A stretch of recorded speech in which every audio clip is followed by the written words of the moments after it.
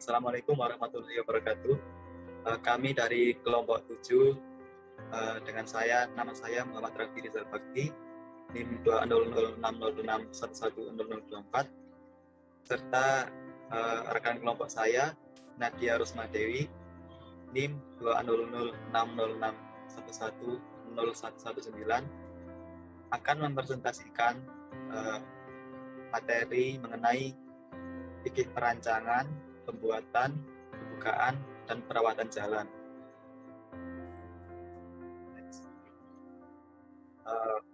Di sini ada 5 pembahasan yang akan dibahas.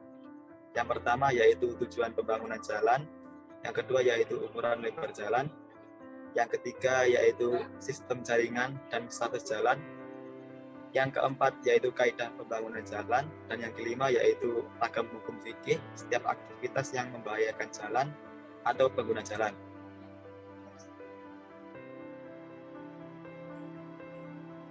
Pembahasan yang pertama yaitu tujuan pembangunan jalan. Sebelum kita membahas ketujuan, kita akan terlebih dahulu membahas mengenai definisi jalan.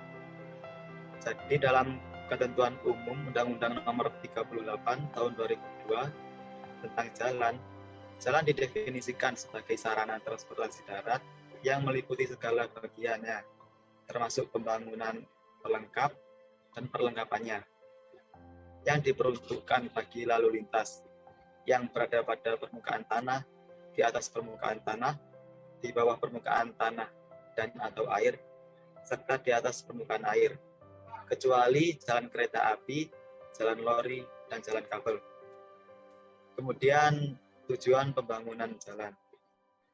Pembangunan infrastruktur jalan bertujuan untuk memperlancar arus distribusi barang dan jasa, serta berperan dalam peningkatan kualitas hidup dan kesejahteraan manusia. Jadi pembangunan jalan ini sangat penting untuk kebutuhan manusia. Salah satunya sebagai sarana mobilitas. Seperti ketika kita ingin menuju ke suatu tempat atau daerah, kita membutuhkan akses yang disebut jalan untuk menuju ke sana. Next.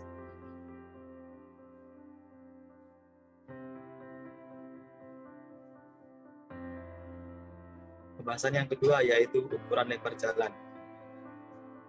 Di sini ada beberapa jenis jalan. Yang pertama yaitu jalan arteri. Jalan arteri juga dibagi menjadi dua, yaitu jalan primer dan jalan sekunder. Jalan arteri primer menghubungkan secara berdaya guna antara kegiatan nasional dengan kegiatan wilayah. Ukuran lebar jalan ini minimal 11 meter. Kemudian jalan arteri sekunder. Kemudian jalan arteri sekunder ini menghubungkan kawasan primer dengan kawasan sekunder ke-1 serta kawasan sekunder kedua. Ukuran lebar jalan ini adalah 11 meter. Jalan yang kedua yaitu jalan lokal. Jalan lokal ini juga dibagi menjadi dua bagian, menjadi dua jenis, yaitu jalan lokal primer dan jalan lokal sekunder. Jalan lokal primer menghubungkan antara kegiatan nasional dengan kegiatan lingkungan. Ukuran lebar badan jalan adalah minimal 7,5 meter. Sementara jalan lokal sekunder menghubungkan kawasan sekunder ke-1, kedua, dan ketiga dengan kawasan perumahan. Ukuran lebar badan jalan adalah 7,5 meter.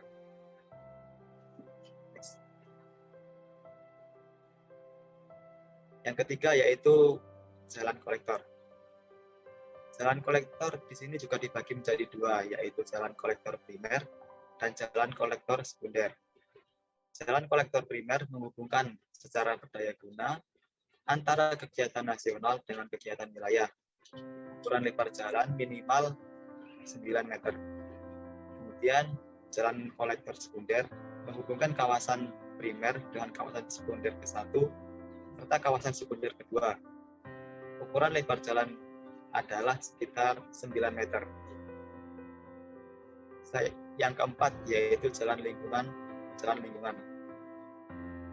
Jalan lingkungan juga dibagi menjadi dua, yaitu jalan lingkungan primer dan jalan lingkungan sekunder. Jalan lingkungan primer menghubungkan kegiatan di antara kawasan pedesaan dengan perkotaan. Ukuran lebar badan jalan untuk kendaraan bermotor roda 3 atau lebih adalah 6,5 meter. Sedangkan ukuran lebar jalan untuk kendaraan tidak bermotor dan di bawah roda 3 adalah 3,5 meter. Sementara jalan lingkungan sekunder menghubungkan kegiatan antar kawasan pedesaan. Ukuran lebar badan jalan untuk kendaraan bermotor roda 3 atau lebih adalah 6,5 meter. Sedangkan ukuran lebar jalan untuk kendaraan tidak bermotor dan di bawah roda 3 adalah 3,5 meter. Next. Pembahasan yang ketiga yaitu sistem jaringan dan status jalan. Di sini sistem jaringan dibagi menjadi dua, yaitu sistem jaringan primer dan sistem jaringan sekunder. Sistem jaringan primer merupakan sistem jaringan jalan dengan peranan pelayanan distribusi barang dan jasa untuk pengembangan semua wilayah di tingkat nasional dengan menghubungkan semua simpul jasa distribusi yang berwujud pusat-pusat kegiatan. Yang kedua yaitu sistem jaringan sekunder merupakan sistem jaringan jalan dengan peranan pelayanan distribusi barang dan jasa untuk pengembangan semua wilayah di tingkat di bawah nasional, seperti dalam wilayah perkotaan.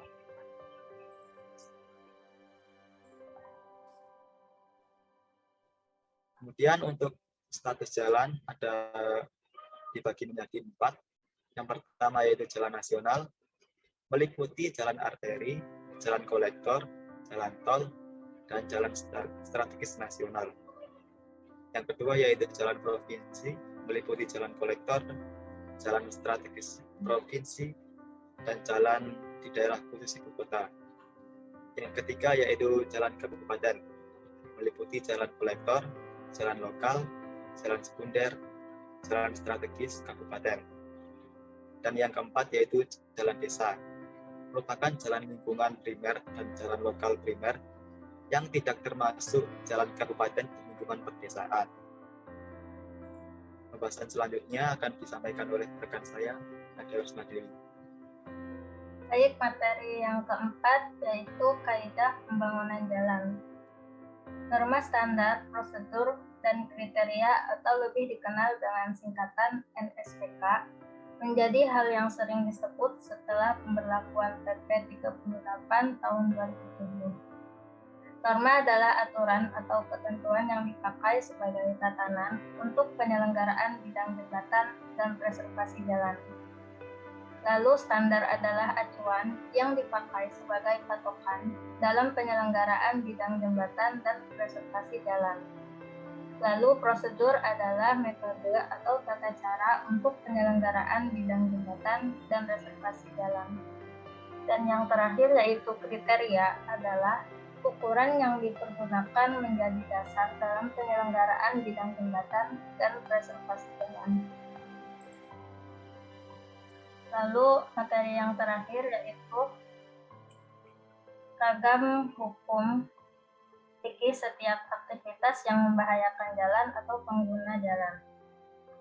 Banyak orang yang membatasi jalan umum untuk kepentingan pribadi, dipakai untuk menaruh kendaraan, batu-batu, besi, dan semen untuk bangunannya dan dibuatkan galian. Sedangkan yang lain ada yang membuang kotoran berupa sampah, barang najis, maupun sisa-sisa di pasar. Tidak peduli akan bahaya bagi kaum muslim. Hal ini adalah haram. Allah Subhanahu wa taala berfirman, "Walladzina yu'dzunal mu'minina wal mu'minati bighairi maktasabu faqad ihtamalu buhtanan wa itsman mubina." Yang artinya, dan orang-orang yang menyakiti orang-orang yang mukmin dan mukminat tanpa kesalahan yang mereka perbuat, maka sesungguhnya mereka telah memikul kebohongan dan dosa yang nyata. Quran Surat Al-Ahzab ayat 84. Dan Nabi Muhammad SAW bersabda, "Al-muslimu man salimal muslimuna min lisanihi wa yadihi." Yang artinya, orang muslim adalah orang yang dapat menjaga lisan dan tangannya dari mengganggu muslim yang lain. Hadis riwayat Bukhari.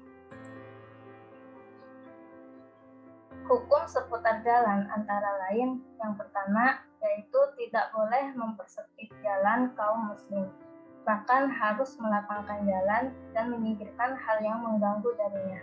Bahkan demikian termasuk bagian keimanan. Yang kedua, tidak boleh mengadakan sesuatu miliknya pada area yang menyempitkan jalan. Yang ketiga, tidak boleh mengadakan pada miliknya sesuatu yang mempersempit jalan.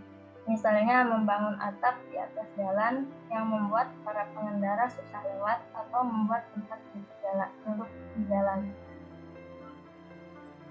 Lalu bagi pihak berwenang juga harus mengatur kota dan mencegah hal-hal yang mengganggu jalan, menghukum orang yang menyalahi aturan agar berhenti dari perbuatan itu. Selanjutnya, tidak boleh menjadikan sebuah tempat pemberhentian untuk hewan atau kendaraannya di jalan yang dipakai orang lewat, karena yang demikian dapat membuat jalan menjadi sempit dan menyebabkan kecelakaan. Selanjutnya, jalan adalah hak bersama. Oleh karena itu, harus dijaga dari semua yang mengganggu orang yang lewat, seperti membuang sampah di jalan, karena menyingkirkan sesuatu yang mengganggu dari jalan termasuk bagian keimanan. Dan yang terakhir yaitu di jalan umum juga dilarang menanam, membuat bangunan, membuat galian, menaruh kayu, menyembelih binatang, membuang sampah, dan menaruh sesuatu yang berbahaya bagi orang yang lewat. Mungkin cukup sekian presentasi dari kelompok kami. Kurang lebihnya mohon maaf. Wassalamualaikum warahmatullahi wabarakatuh.